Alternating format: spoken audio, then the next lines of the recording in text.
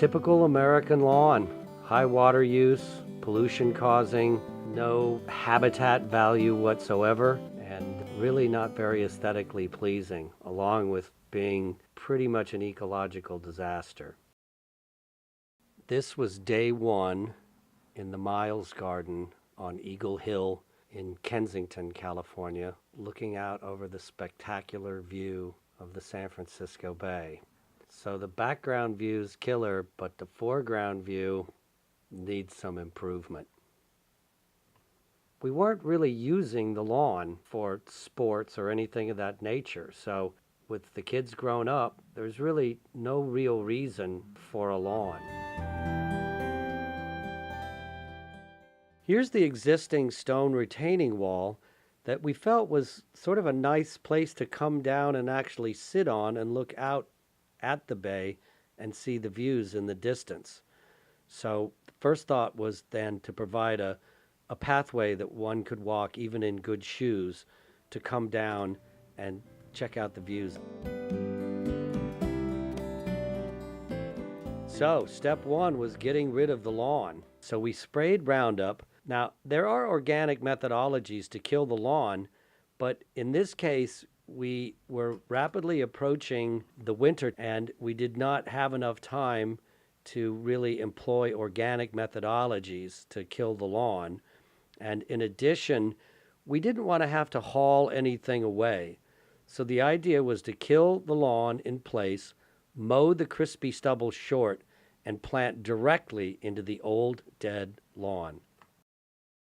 Here's the new flagstone pathway and flagstone terrace that we installed to actually get you out into the meadow and to create a seating area actually in the meadow where you could sit and enjoy the view. We also took the flagstone around to the opening in the wall and then over to the existing stone retaining wall so that you could sit down with a cup of coffee or tea or your afternoon, evening cocktail and watch the sun go down. And you can see we've now laid out the accents. You can see we kept some of the existing plants, the roses, the citrus, and a few of the existing plants. But for the most part, everything we planted was native to California. We used as our main ground cover grass Lamus triticioides lagunita, the Lagunita creeping wild rye. Native, evergreen, drought tolerant, mowable. It's the foundation of the meadow. So now, as we do in all of our installations, you can see the plants have been planted and a generous layer of mulch has been added over the surface of the ground to conserve moisture, keep the weeds down, and eliminate mud. Now you can see the garden is growing in. Low grasses are planted in between the flagstone pathways with plenty of flowering accents added to the meadow.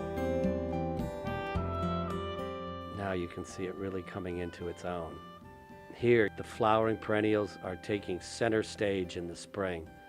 Different varieties of yarrow, salvias, clarkias, and the grasses are filling in nicely. A few of the flowering accents aren't native, but they're native to similar conditions. On the left here, Sisyrinchium macrocephalum from South America.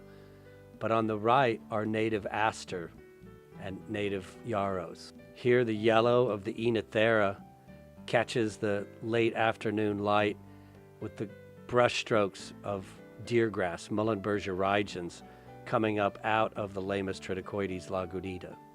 We had fun with the colors. In this part of the garden, because of the red Japanese maple, we went with reds and pinks and oranges and sort of mixed them all together along with the reddish color of the purple needlegrass as it comes into flower to create a little red moment in the garden.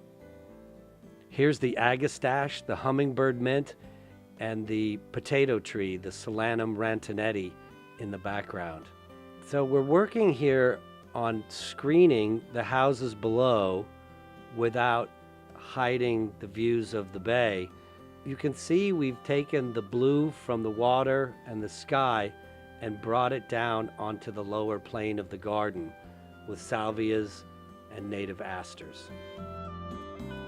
The garden is really amazing in late and early light. Most grass foliage and many of the flowers that we plant are translucent in nature. That means light passes through them, so they really catch the light and move in the wind.